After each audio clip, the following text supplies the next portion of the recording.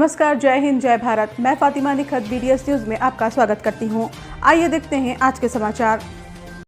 Adversities of nature,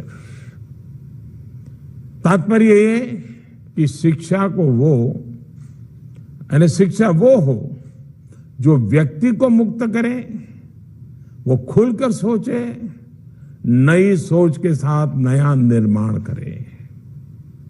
उनका मानना था कि हमें अपना एजुकेशन मैनेजमेंट पूरे वर्ल्ड को एक यूनिट मानकर विकसित करना चाहिए, लेकिन साथ ही वह एजुकेशन के इंडियन कैरेक्टर पर, भारतीय चरित्र पर भी उतना ही बल देते थे।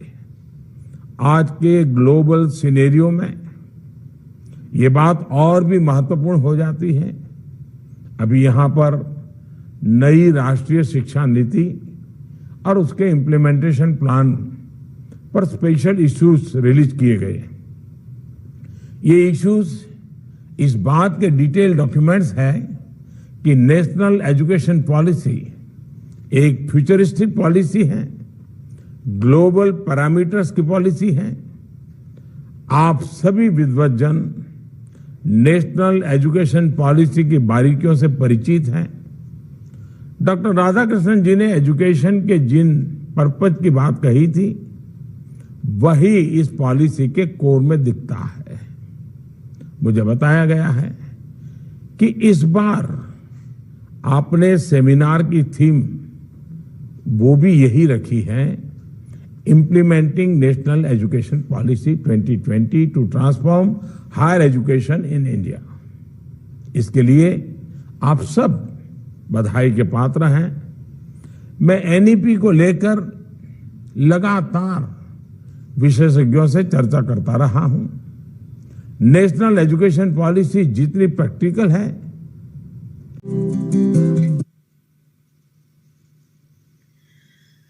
डॉक्टर बाबा साहेब आम्बेडकर जी के सपनों के भारत की परिकल्पना, जिसमें सभी को समान अवसर, अधिकार, जाति से बंधन से मुक्ति, टेक्नोलॉजी की शक्ति से प्रगति करता भारत को साकार करने के लिए संकल्पबद्ध आत्मनिर्भर भारत और नए भारत के स्वप्न दृष्टा माननीय प्रधानमंत्री जी श्री नरेंद्र मोदी जी को आमंत्रित करते हैं आपके प्रबुद्ध व मार्गदर्शक संबोधन के लिए।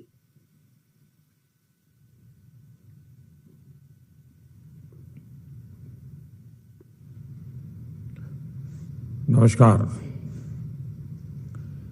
कार्यक्रम में मेरे साथ उपस्थित गुजरात के राज्यपाल आचार्य श्री देवव्रत जी, भारत सरकार में मेरे साथी भाई रमेश जी, गुजरात के मुख्यमंत्री विजय रूपाणी जी, गुजरात के शिक्षा मंत्री श्रीमान भूपेंद्र सिंह जी, UGC के chairman professor DP Singh ji, Baba Saheb Ambedkar open university की vice chancellor professor Ami Upadhyay ji, association of Indian universities AIU के प्रेसिडेंट प्रोफेसर तेज प्रताप जी, सभी उपस्थित महानुभाव और साथियों, आज जब देश आजादी का अमृत महोत्सव मना रहा है, तो उसी कालखंड में बाबा साहब आम्बेडकर की जन्म जयंती का अवसर हमें उस महान यज्ञ से भी जोड़ता है और भविष्य की प्रेरणा से भी जोड़ता है। मैं कृतज्ञ राष्ट्र की तरफ से, सभी देशवासियों की तरफ से बाबा साहेब को आदरपूर्वक श्रद्धांजलि अर्पित करता हूं।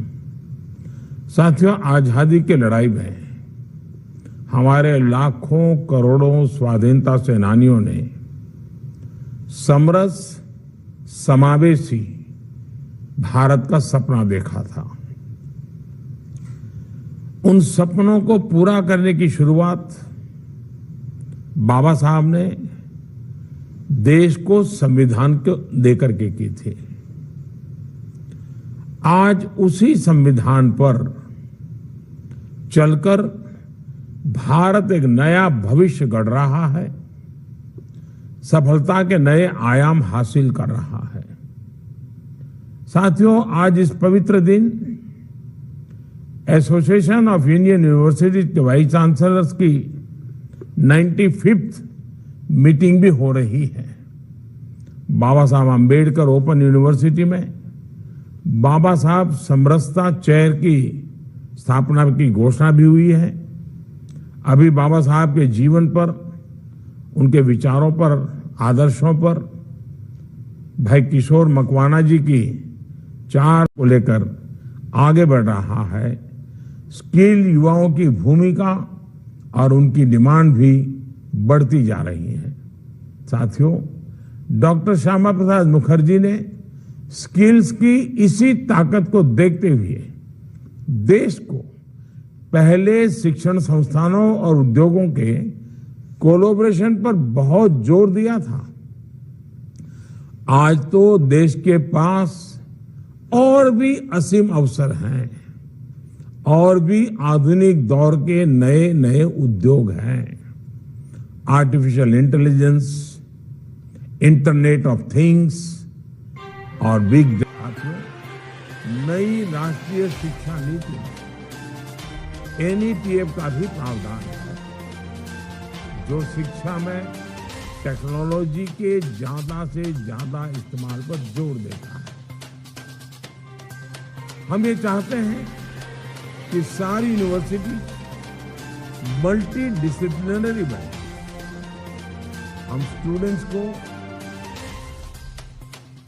फ्लेक्सिबिलिटी देना चाहते हैं, जैसे इजी एंट्री एग्जिट और एकेडमिक बैंक ऑफ क्रेडिट बनाकर आसानी से कहीं भी कोर्स पूरा करना।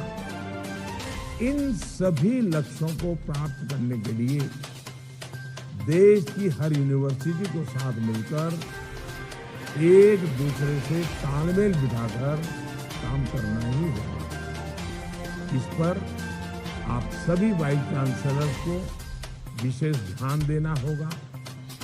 देश में जो नई नई संभावनाएं हैं, जिन जिन क्षेत्रों में हम संभावनाएं पैदा कर सकते हैं, उनके लिए एक बड़ा स्किल पूल ऐसा सीधा उसके खाते में पहुंच रहा है। आज हर गरीब को घर मिल रहा है, मुफ्त बिजली कनेक्शन मिल रहा है। जब उसी प्रकार से जल जीवन मिशन के तहत गांव में भी साफ पानी पहुंचाने का एक भरपूर मिशन मोड में काम हो रहा है। कोरोना का संकट आया तो भी देश गरीब मजदूर के लिए सबसे पहले खड़ा हुआ। दुनिया के सबसे बड़े वैक्सीनेशन प्रोग्राम में भी गरीब अमीर के आधार पर कोई भेदभाव नहीं है, कोई अंतर नहीं है। यही तो बाबा साहब का रास्ता है, यही तो उनके आदर्श हैं। साथियों, बाबा साहब हमेशा महिला सशक्तिकरण पर बल देते थे और इस दिशा में उन्होंने अनेक प्रयास किए। उनके इसी विजन पर चलते हुए देश आज अपनी बेटियों को नए नए अवसर दे रहा है। घर और स्कूल में शौचालय से लेकर सेना में युद्ध। इसी के साथ ही ये समाचार समाप्त होते हैं। दुआ और उम्मीद यही कि आप जहां कहीं भी हों, खैर आफियत से हों, आपकी हर सू खुशगवार हो और हर खुशगवार सू का अंजाम बखैर हो। इन्हीं दुआओं के साथ मुझे और मेरी टीम को दीजिए इजाज़त। देखते रहिए BTS news. Like and subscribe करना ना भूलें। जय हिंद।